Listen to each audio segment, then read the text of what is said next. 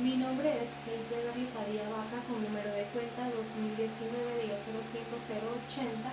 Este es un video para la clase de introducción a la radiología. El tema que estaremos viendo hoy es la línea del tiempo de la radiología moderna. En 1895 Röntgen descubre los rayos X. Los rayos X no fueron desarrollados, fueron descubiertos accidentalmente por Röntgen. Él estaba en su laboratorio en la universidad en Würzburg, Alemania, cuando dejó a oscuras su laboratorio y envolvió el tubo de Crookes en un papel fotográfico negro que no permitía que ninguna luz visible saliera. Él estaba investigando la conducción de los rayos catódicos en el tubo de Crookes. Cuando a centímetros de donde él estaba había una placa de platinocianida de bario y esta brillaba.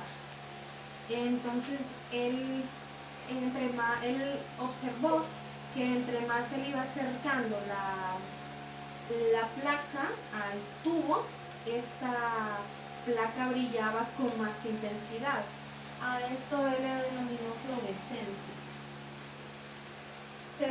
En 1896 se realiza la primera aplicación médica de los rayos X en el diagnóstico y tratamiento. La primera imagen que se tiene como la primera aplicación de rayos X es la mano de la esposa de Röntgen. Y el primer diagnóstico médico fue el que se hizo en Estados Unidos el 3 de febrero de 1896 a un joven que se cayó, se quebró su muñeca patinando. En 1900 se funda la American Röntgen Society, que es la primera organización de radiología norteamericana. En 1901 Röntgen recibe el primer premio Nobel de Física. Él dio valor a este reconocimiento para la medicina. En 1905 Einstein presenta su teoría de la relatividad y la famosa ecuación E igual a mc a la 2, que es energía, m es masa y c es la velocidad de la luz en el vacío. En 1907 se introduce el transformador sin interrupción de Snoop. Este se dio a conocer la fuente de potencia de alto voltaje sustitutiva. En 1913 Bohr desarrolla su teoría del modelo del átomo presentando un núcleo y electrones planetorios. Bohr lo que quería era ilustrarnos sobre lo que él estaba observando. Él dijo que esta parte media era un núcleo y este era neutro, y los electrones orbitaban negativamente alrededor de él. En 1913 también se desarrolla el tubo de rayos X de filamento caliente de Coolidge. Röntgen estaba investigando con un tubo de Crookes y en 1913 Coolidge presenta su tubo a la comunidad médica e inmediatamente ellos vieron la superioridad que este tenía al tubo de Crookes. ¿Por qué? Porque este permitía seleccionar los valores de intensidad y de energía de los rayos X de forma separada y con gran precisión. En 1920 varios investigadores muestran el uso de componentes solubles de yodo como medio de contraste. Estos medios de contraste son solubles en agua y se inyectan en la flexura del codo. Este sirve para tratamiento de enfermedades. En 1920 también se funda la American Society of Radiologic Technology, la ASRT. En 1920 se presenta la energía de Potter-Bucky. Gustav Bucky, él inventó las dos rejillas, la estacionaria y la móvil. La estacionaria la inventó en 1913 y la móvil en 1915. Debido a la Primera Guerra Mundial, él no la presentó. Entonces 2 años después vino Hollis Potter y la presenta. Él la presenta en 1921. Entonces decidieron ponerle la rejilla, porque era la rejilla Potter Boogie, porque era invento de ambos. En 1922, Compton describe la dispersión de los rayos X. En 1922 encontró que los rayos X tenían una longitud de onda más larga que la de los rayos X incidentes. En 1925 se organiza en Londres el primer Congreso Internacional de Radiología. El Röntgen se establece como la unidad de medida de la intensidad de los rayos X en el año de 1928. En 1929 se introduce el tubo anódico estacionario, el giratorio. Antes estaba el estacionario, este estaba como incrustado, entonces no tenía ningún tipo de movimiento, entonces los electrones venían a pegar en él, entonces la vida del tubo no era tan útil porque rapidito se arruinaba el ánodo. Entonces decidieron introducir el ánodo estacionario, que tiene un blanco, y en ese blanco van a impactar todos y cada uno de los electrones, y al tener un movimiento giratorio, entonces la vida del tubo es un poquito más prolongada, ya que estos pegan uniformemente en el ánodo. El ánodo está hecho de tungsteno, molibdeno y cobre. Se añade la tinta azul a la película de rayos X en el año de 1932. El USA Committee on X-ray and Radium Protection en 1932, ahora es la NCRP, que esta significa National Council on Radiation Protection, que esta empieza a prolongar ya las primeras dosis, ya que en este tiempo las personas estaban expuestas a muchísima radiación. A veces estaban hasta 30-40 minutos en hacerse un estudio, entonces ya ellos ya ponen un límite para que esto ya no se siga dando. ¿Por qué? Porque también hubo la primera muerte registrada, que fue la de Clarence Daly, que era el ayudante y mejor amigo de Thomas Edison, que murió por recibir tanta radiación en 1904. Entonces ya empieza a prolongarse más dosis, y hasta el día de hoy también recibimos tanto pacientes como radiólogos menos dosis. En 1948 Coleman desarrolla el primer intensificador de imagen fluoroscópico. En 1948 Coleman dice que este dispositivo recibe el haz de radiación remanente y lo transforma en luz visible e intensifica la imagen. En 1951 se presenta la tomografía multidireccional, politomografía, que la politomografía es una imagen en varios planos. En 1953 el rad se adopta oficialmente como la unidad de medida de dosis absorbida. En 1956 se presenta la seroradiografía. Se presenta el primer procesado de película con transporte por rodillos automático, que esta es de una empresa llamada Kodak Company, Eastman Kodak Company, que introdujo esta máquina que medía aproximadamente 3 metros y pesaba casi 3 cuartos de tonelada. Este fue el primer procesador. En 1960 se fabrica la película con base de poliéster. En 1960. Antes se utilizaba películas de vidrio. Luego se empezaron a utilizar unos materiales, pero al ver que estos se quebraban, eran quebradizos, entonces decidieron probar con poliéster. Vieron que esta era la mejor opción. ¿Por qué? Porque tenía transparencia, resistencia mecánica, durabilidad y pigmento en azul y gris. Kuhn y Edwards presentan la tomografía computarizada por emisión de fotón único en 1963. En 1963.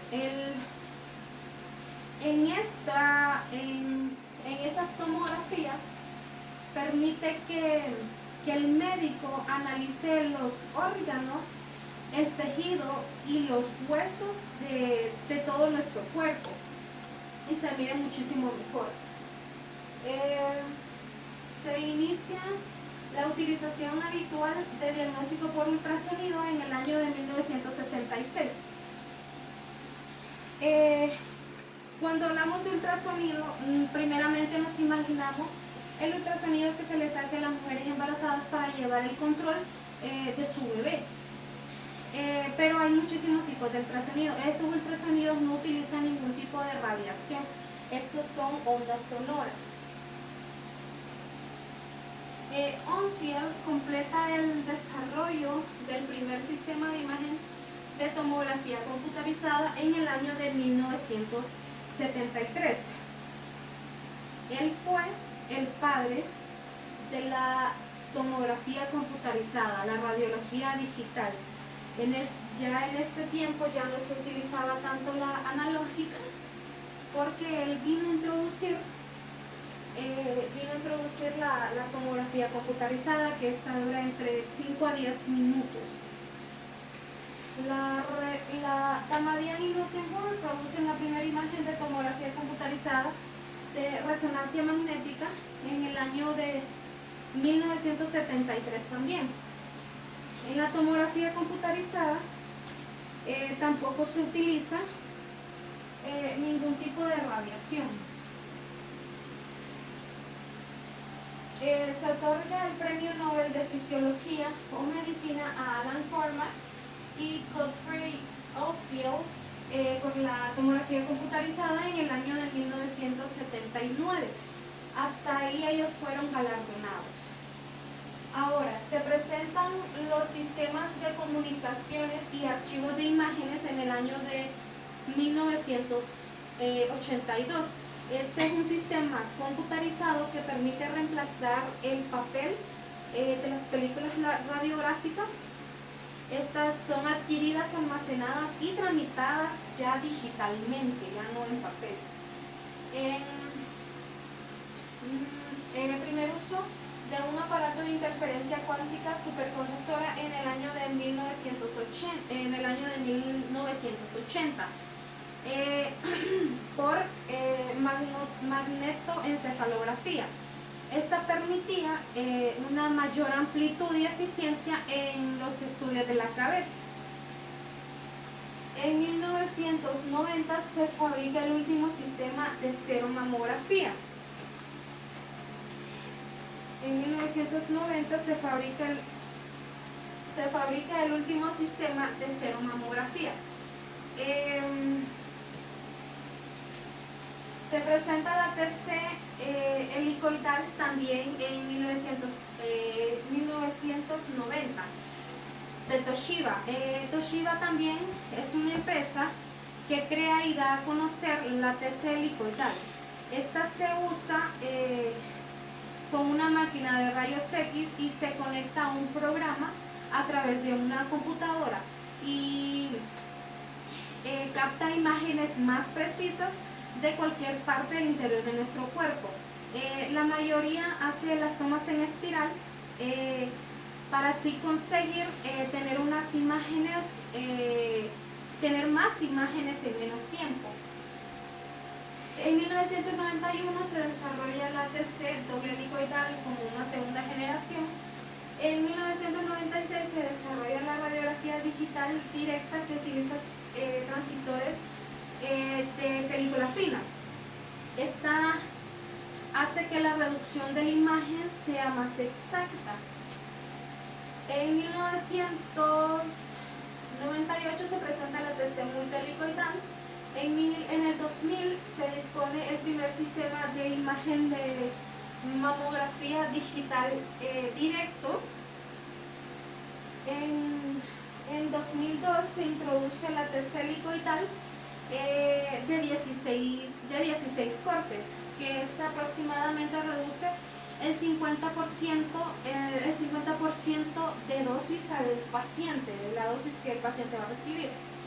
En el 2004 se presenta la TC helicoidal de 64 cortes. La característica de este es que va a medio segundo. Se presenta la TC helicoidal de 256 cortes en el 2006 y su característica es que está a 0.27 y reduce en un 80% la dosis absorbida por el paciente. En el 2009 se presenta la radiocirugía, que la radiocirugía es un tipo de radioterapia externa en la que al paciente se le aplica una dosis grande de radiación para poder extirpar al tumor que él desea tratar o bien sea eliminar. La radiocirugía. En 2014 ya introducen lo que es la medicina nuclear, que esta es una especialidad médica moderna que permite realizar diagnósticos médicos mediante la utilización ya de radiofármacos o radiotrazadores. En la actualidad tenemos varios tipos de descubrimientos, ya que la tecnología cada día va avanzando y la radiología es una carrera que lleva mucha tecnología. Uno de los avances que hemos tenido es la radiología digital. Utiliza sensores, la imagen capturada se convierte en datos digitales y puede verse en segundos. Ya no tardaría tanto, sino que la imagen uno la puede ver casi instantáneamente. El segundo son los equipos portátiles, que estos permiten ir a hacerle estudios al paciente hasta su camilla, y esto se utilizó bastante ahorita en la pandemia que tuvimos. La radiología jugó un papel muy importante, ya que estos equipos portátiles servían muchísimo. En la resonancia magnética tenemos tiempos de escaneo más cortos en la resonancia magnética. El otro avance casi nuevo que hay es la IA, que es la inteligencia artificial, que se ha empezado a implementar. Algunos técnicos radiólogos todavía no la han empezado a implementar, pero ya está la inteligencia artificial. También de este tiempo para acá ya tenemos lo que son imágenes en 3D y 4D. Nosotros ya desde ese tiempo ya utilizamos lo que son delantales plomados, el dosímetro, o sea, la radiación para nosotros ya es en menos dosis o casi nada de dosis, porque han empezado a implementar nuevas formas para que nosotros no recibamos tanta radiación ni el paciente tampoco. Eso es todo.